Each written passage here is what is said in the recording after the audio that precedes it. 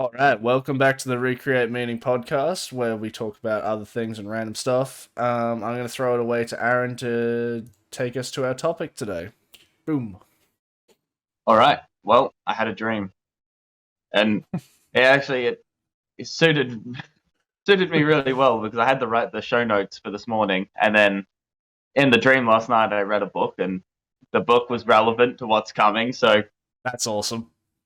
yeah, let's work through this book that I semi-authored slash experienced last night. So Mm.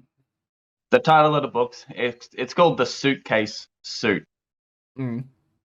So we'll move on. I'll explain that later maybe. But it was a textbook on philosophy, Mm. and which there must be textbooks on philosophy, but I've not encountered one. It was like is it McGrath and Hill or whatever, the real modern, like, Yeah, you know what university textbooks are like. It was one of those. the ones that talk about, what's the meaning of words more than what actually is a good way of living. That kind of Yeah, philosophy yeah, book. Yeah. exactly. Yeah. Yeah. Um, but I'll tell you what, it was a good one. It was weird. Mm. So the core tenet of the book was that philosophy is for the broke and the rich. Okay. And okay, so Marcus Aurelius was a king. He gets to open his mind. Mm. Dante lost everything. He got to open his mind. Machiavelli was born to a family of lost prestige and debt. He got to open his mind. Mm. If you have practical options, focus on them. Be careful opening your mind. That's the tenet of the book. Okay, yep. So if you can afford whatever you like, you can open your mind. If you cannot afford anything, you might as well open your mind. It's the middle part that's tricky. Okay. Everyone else gets marketing and propaganda. These are the philosophical battles of the common man. Mm. So, yeah, you're right. If you got I something to was just say, going to say it's the thing that clouds your vision or gets in the way. It's just the yeah. complexities of modern life. So, McDonald's, which I love McDonald's as a business, but McDonald's allows you to pay for a meal with dollars plus a portion of your future health. That's why the food it's cheap, it's quick. It's a very efficient place. You can just zoom through in your car and it barely takes any time. Mm. But you pay for it with dollars now, and in the future, your health's not going to be as good as it could be. Yeah. Now, they also offer a kids meal, the Happy Meal. And this allows you to feed your child with a portion of their future health. They call it a Happy Meal because the salt, fat, and sugar are satisfying, and the meal comes with a toy, making you happy. Yeah. It's essentially it's a little box of it's a little box of unhealthy future and a toy for like distractive pleasure now. Yeah. Um, Ideally, I suppose, if you're working in philosophical absolutes, you'd want a sacrifice meal for your children, something that makes them better in the future, even if it's not necessarily what they want today. Chicken and But yeah, broccoli and a protein yeah, shake. yeah, yeah. But you can't market that. You can't Yeah. market that. You can't even get your kids to eat it usually. Yeah, well, that's it. And even if you could, um, the like a good organic food like meal, it'd be expensive anyway. Like the whole thing is just a non-starter. Yeah. Um, so here's the thing: McDonald's will ask us to sacrifice the future health of children. And there's a story in the Bible where Abraham is tested by God. He's asked to sacrifice his only son, Mm. and it goes something like this: like reading from the story. He bound his son Isaac and laid him on the altar, on top of the wood. Then he reached out his hand and took the knife to slay his son. But the angel of the Lord called out to him from heaven, Abraham, Abraham, here I am, he replied. Do not lay a hand on the boy. Do not do anything to him. Now I know you fear God because you have not withheld from me your son, your only son.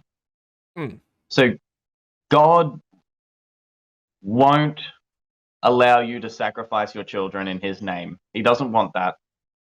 McDonald's makes money from it. Like, Yeah. it's kind of like as as I suppose would be philosophers in the modern world facing the day-to-day sort of struggles that we go through. Like, you want to bring your philosophy to the marketers, and you want to be able to win those battles and make sure that you're acting correctly and not making some mistake that, maybe at the age of 21 your kid has arthritis and it's because they've picked up an autoimmune disease that come from eating nothing but junk food their whole lives, and you were a willing participant in it the whole time to save a few dollars. Like you don't want to mistakenly end up in that situation, but the modern world is such that you probably will end up in a situation of some sort like that. Very interesting comparison. Like, you don't. Yeah. It's very real. Good luck. Yeah. Good luck escaping fast food.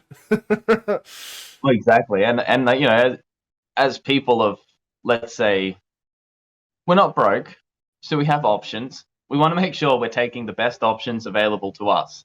Mm. And that has, you got to devote your attention locally.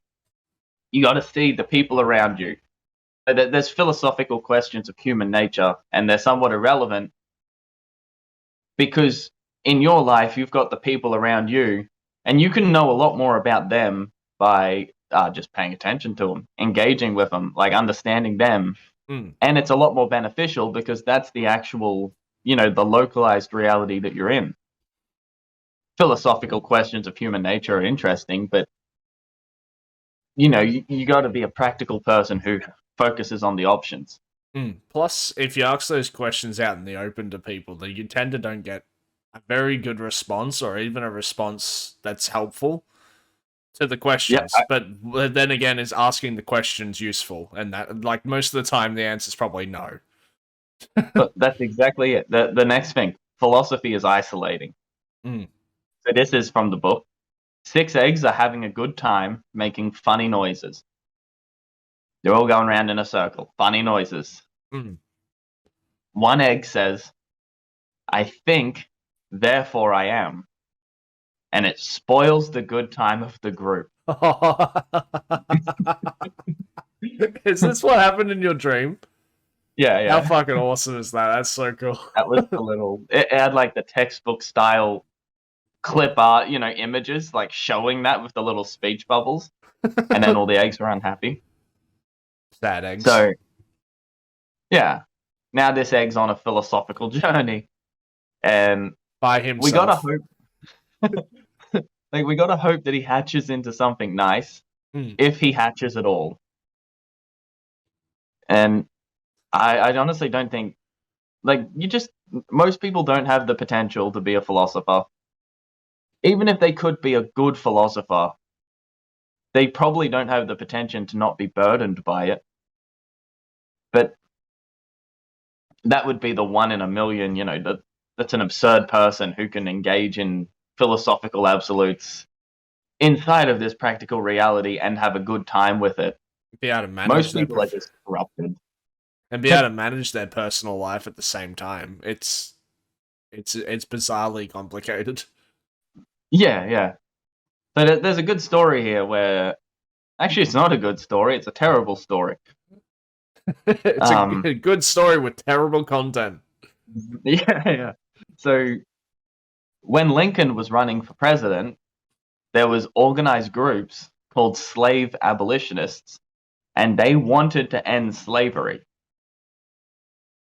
And usually when you got a group arranged around some sort of idea like that, it tends to be that the group can only organize around the most simple parts of the idea that has a consensus. Because once you start talking about the specifics, like the practical reality, groups tend to fractionate. And you see this all the time. Like you see it in the movies as well.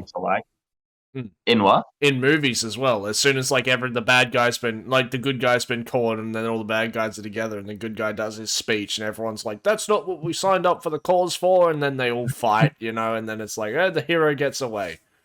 It's like, Yeah, well, exactly right. This was kind of happening with the slave abolitionists at the time. And interestingly enough, like we kind of give Lincoln the credit for ending slavery, and I think it's well deserved. I don't know the history very well, but when he ran for president, he was opposed by the slave abolitionists. They wow, actually, they all got together and they decided that they would run a candidate against Lincoln, a candidate focused around the single issue of ending slavery, someone who was unqualified to be president, someone who wanted to end slavery very, very badly, but being president's more than one thing. yeah, And what the slave abolitionists did was they collected a big portion of all of the votes from the people who wanted to end slavery and wasted them on a candidate who was never going to get elected, directing like the driving force for ending slavery away from Lincoln in the process. Which, they know it's an election, they know it's a democracy, they know that a person needs votes to be able to have power, and they decided to take the votes for their cause, and rather than directing them to someone who was likely to win, throw them to somebody who was very, very unlikely to win.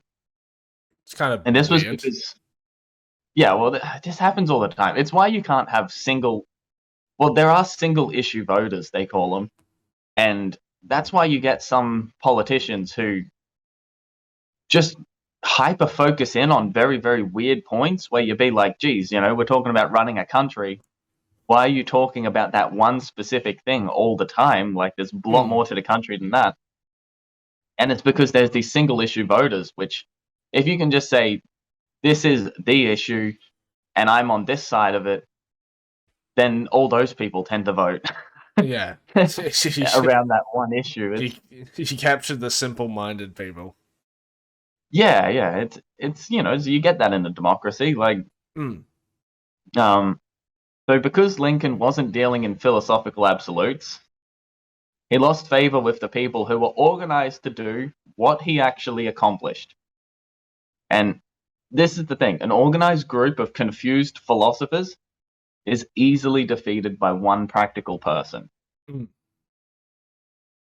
This is somewhat the problem with philosophical absolutes when you're in a practical reality.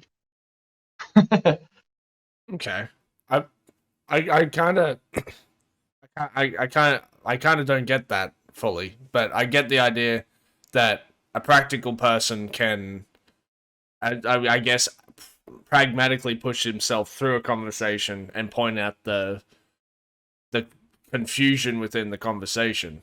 But I'm hoping that as we go forward more, I can get more of an understanding. Well, I can give you an example. Okay.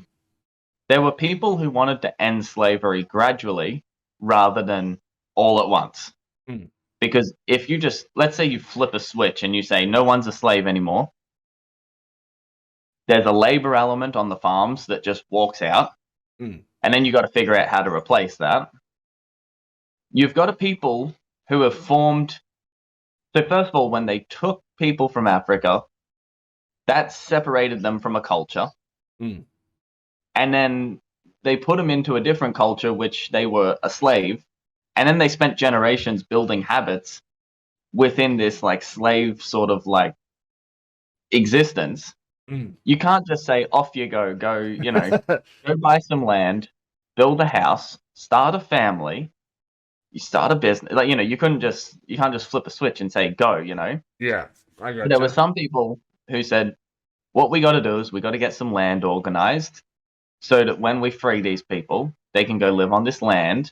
And we got to make sure that they're able to farm it so that they can produce goods, so that they can come to the market, so that they can trade, so that we can build those relationships. Because there was a lot of resentment built up about slavery. And there was a pretty reasonable concern that if they just freed people and threw them out into the, just throw people into society and say, you're responsible for you now, good luck. Yeah. Then it would end up in well, I suppose what you'd Like describe as a disarray. race war. Yeah, Yeah, disarray that, and like death, murder, and all that. yeah, and why would you not want to see people set up to do well rather than just thrown into like a very hazardous situation? Hmm. It kind of reminds me of the colonization stuff that happened with Australia. How as Aboriginals and stuff were just exposed to alcohol as soon as they were told that there was no war going on. I don't know it fully, but like it's like it has an effect. But I digress. Yeah, We should probably move forward. yeah. Fair enough. But the point is, the slave abolitionists stood against people who wanted to see the slaves freed into a sort of a free and prosperous existence, rather than freed today, to hell with the cost, to hell with organizing it, Hmm. to hell with there being any support put in place to help these people. Free them now, Yeah, like, it's a one or nothing. It's like a switch. Good luck. Off yeah, you go. exactly. This is what she's Yeah, wanted. and that's the thing. And because there was people like Lincoln who were a little bit more, um, oh God, practical about these things, they Hmm. were successful. And all the people who had the absolute just free them now, they were unsuccessful. And that's just what it is. You can't be an absolute philosopher. Like, you can't do that. It's dumb. Yeah. So you can, though, if you're in absolute scarcity, if you got nothing, then philosophical absolutes can work for you. Hmm. Because if your absolute is wrong, the scarcity continues. So if you're unhappy and you add a dumb, unhelpful philosophical absolute to your mind, and you try to organize around that principle, and it leaves you unhappy, you're where you started. No If you loss. happen to add, yeah, if Hmm. you happen to add a philosophical absolute, and it's a damn piece of information that you need, and it leaves you in a better position, you're better off. But Hmm. ultimately, you'll reach a point where instead of having, you know, just exclusively philosophical absolutes that you can trade in, you can actually gain some practical, we'll do a little bit of this using these resources, and we'll make a little investment that will reward us, and blah blah blah. Once you get into this practical realm, philosophical absolutes, you got to start phasing them out, and you got to start working within the constraints around you. But you've got to use these constraints so that you can get out of scarcity. And once you start to get a little bit of resources, you just got to start being practical. It's kind of like feeling around in the dark, and then after a while, your eyes adapt, and then you can like move through the room in a different way because you've been there before, and Yeah, you've made the exactly. mistakes. Yeah, It's yeah. like that metaphor. It's like you become competent and experienced. Mm. And Mm. I think absolutes just put a limit on your ability to be practical. Yeah, well, Like, if you say, I always sacrifice, and your sacrifices start to pay off such that you have a big pile of money, and you say, I will never touch that money, I will only ever sacrifice, you'd be like, what are you doing? Like, yeah, it's like live a little bit at least. You know, yeah. it yeah, it's not good to have a one track mind of thinking because you'll just fucking crash in one form or another. Oh, yeah. Okay. So I hope that that's helpful to people, because there are reasons to be practical that are coming. Yeah. And this is probably the most obvious one. The 5-year fixed interest rate on a mortgage is now 5.6%. Mm. It was 2.1 last year, I believe. Oh, I fixed at 2.1 a couple years back, actually.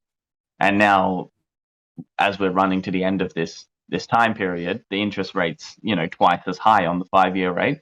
Mm. So two things have happened. One, houses have become more expensive, and now mortgages are going to be more expensive to have. So if you're currently out of the property market, you're going to need to pay more for houses than other people did, in the actual price of the house. So what was a $400,000 house is now a $600,000 house. And then the mortgage, instead of costing you, I don't know, $400 a week, is now going to cost you $800 a week. Something like that. Mm. It's a harder game now. Now, the reason they're putting interest rates up for economic reasons, which I think they're incorrect on. But one of the things that this means is that property price growth is likely to slow. So it used to be you could buy a house, they would put the interest rates down, down, down. It would get easier and easier and easier to afford as you owned it, and it would go up in value substantially across that time. Now it's looking like you're going to buy a house, it's going to be difficult to afford, it's probably going to get harder and harder to afford, and the property price growth is going to be a lot slower. Mm. So where it was, still difficult, but quite easy before, now it's going to be quite difficult. Yeah. Well, you can't have a growing property market like we had forever, so it's not unexpected. But no, not unexpected. Annoying. And we were at all-time lows on the interest rates. Mm. So we're just heading back to what's more of like normal, except we're just having a lot higher property prices as we go back to the normal, Yeah. which is going to be interesting. Very. What we kind of got to do now is it's going to get more difficult to survive. We're going to have to get more practical. And yeah, I think that if you've been playing around in philosophy and messing with absolutes, it's probably time to cut that out and get practical, because difficulty is coming. Yeah. If you have a mortgage, and it's currently, it's not too hard to afford, but you don't have a lot of money, it's going to get very difficult. Mm. If you don't have a mortgage, they're going to be harder to get. So you're going to have to be more practical. Mm. Maybe if you have absolutely nothing, you can continue playing in absolutes, and maybe you'll find the thing that will get you to the point where you could potentially, buy property or have some resources that you invest a certain way, however you want to do it. Mm. Like, some people might look at this and just say, I'll just rent forever, and maybe I'll buy stocks, or, there's the crypto crowd and all of that. Like there will be people who try different solutions to this problem, and hopefully it works out for more people than it doesn't, I guess, but it's never been that way. Yeah, especially when you fix yourself into one facet, it gets you pretty likely to get knocked off your feet if you've got all your eggs in one basket. Well, this was my mistake. I got a lot of eggs in one basket. But at the same time, I hear that you have a way out if things get really bad, so that can't be that bad. I do. I have contingency plans all the way through, up to very, very high interest rates. Yeah. But I hope I don't have to pull the trigger on them. But I suppose the one that we should talk about, which is just most useful to know, is you can swap to an interest-only loan. Mm. And maybe your principal a week on a mortgage is $200, $250, depending on how much you owe, whatever, doesn't matter. Could be a lot higher, a lot lower. If you swap to an interest-only loan, you no longer have to pay that you no longer have to pay the principal, you just pay the interest. Mm. So if you're paying $600 a week, $200 might be principal, $400 is interest. You cannot pay that $200, just the $400. Mm. That might get you through a hard year or two. They let you do it for up to 5 years. But during that time, the amount that you owe doesn't go down. Mm. So if you owe $400,000 and you go interest only for 5 years, you'll pay thereabouts 80, 90 grand in interest, but you'll still owe 400,000 at the end of 4 years, 5 years rather. And they refinance your repayments at the end of it, so that you have to pay that principal you didn't pay across the remaining duration of the loan. Okay. So if it was hard to afford the 600 a week, you've got 5 years to figure out how to pay off, 650, 700 a week before they refinance it all when you come out of it. Hmm. And if you go interest only for 5 years and you come out of it and interest rates are higher, you could be in a big trouble. So you got to be careful here. You got to figure this out. But there is a way to buy yourself some time if you need time to get organized. Yeah. Well, that is it, It's a right? little bit dark arts. Yeah. It's weathering the storm, the 1 or 2 bad years, But like, if interest rates continue to go up over the next 5 years and you end up coming out of it, we've probably got bigger problems than just your house, Like, Well, yeah. Currently, the ABC did an article. And someone estimated that 300,000 households will go under. I think they said next year. So the goal is not to be in the 300,000. The Reserve Bank has said that they're happy to see property prices fall by 15% to stem inflation in the economy, which let's just leave inflation because fuck it. yeah, too So, complicated. yeah. So if you own a house now, you probably don't want to sell it next year because a bunch of people will be selling and the Reserve Bank is actually trying to push the property prices down. It's like swimming upstream, you don't want to do that. Yeah, It'll last a little while and then things should be back to normal. Well, we don't live in normal, so it's not going back to this. Doesn't matter anyway. Things should be easier in a few years, I reckon.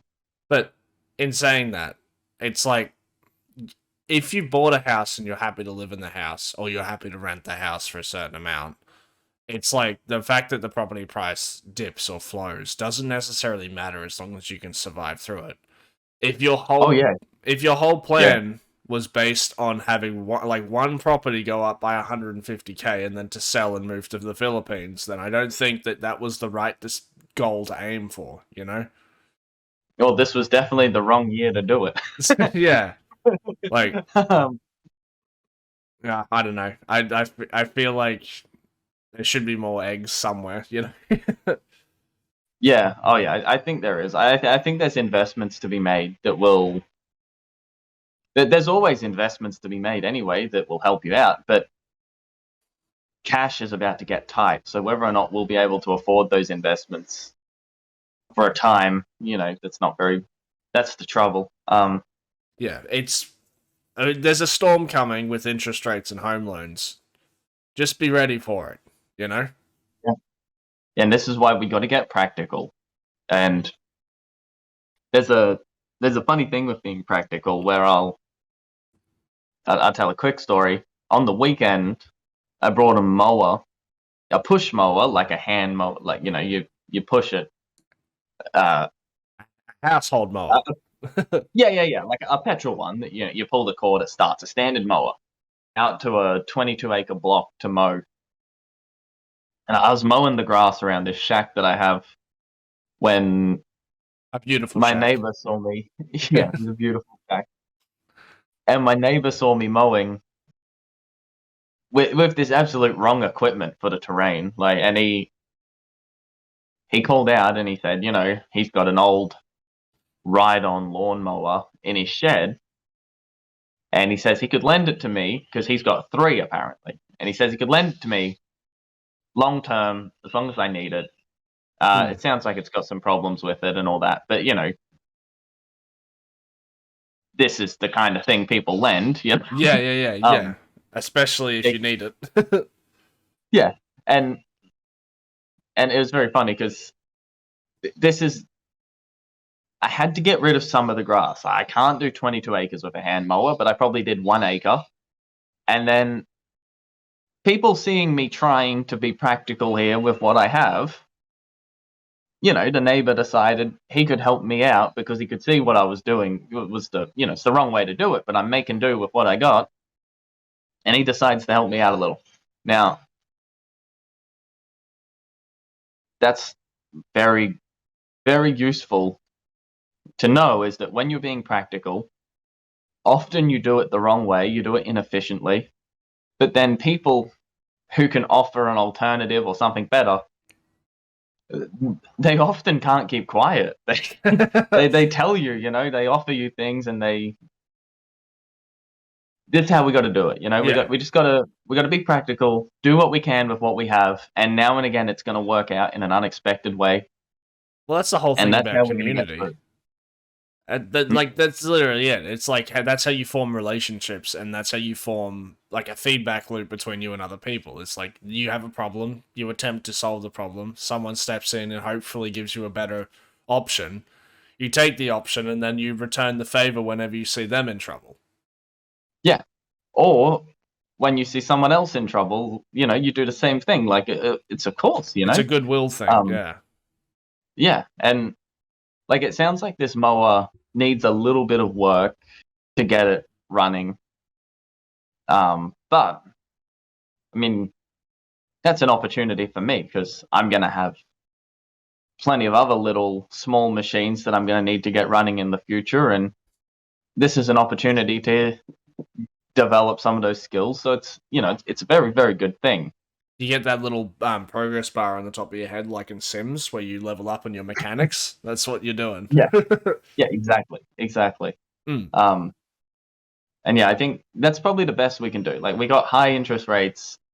It looks like we're going to get high interest rates and inflation in such a way that it's probably likely to cause another big spike in unemployment.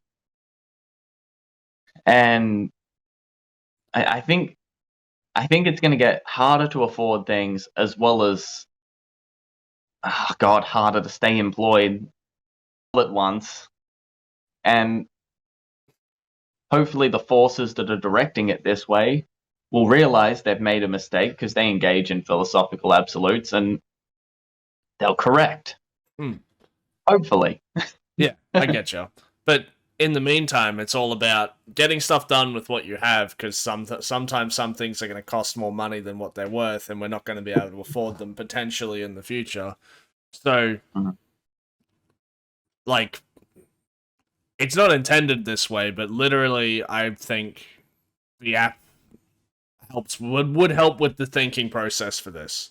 So, if you're interested in a tool that would help you go down this path, links down below. Go grab a copy, give us an email, and we'll send you a free trial for a month. You know? Hell yeah. Yeah, because times might get tough soon, and we're here to support you. We're building a little bit of a community here, so if you need help, tools there, we're here. Let us know how we're going. Yeah, and you definitely don't want to have a lot of personal local problems when the economy's working against you. Like, yeah, you'll have a mini tornado of fucking crises. That's fun. Is there any other comments for today, Aaron? No, not really. I think just ringing the alarm bells. Yeah. Everyone be careful. And we'll probably do more on this topic as things develop anyway. But with that, we have been the guy William and Aaron from the Recreate Meaning podcast, and thank you for tuning in. And like and subscribe if you're enjoying the content. And have a lovely day. Bye. Bye.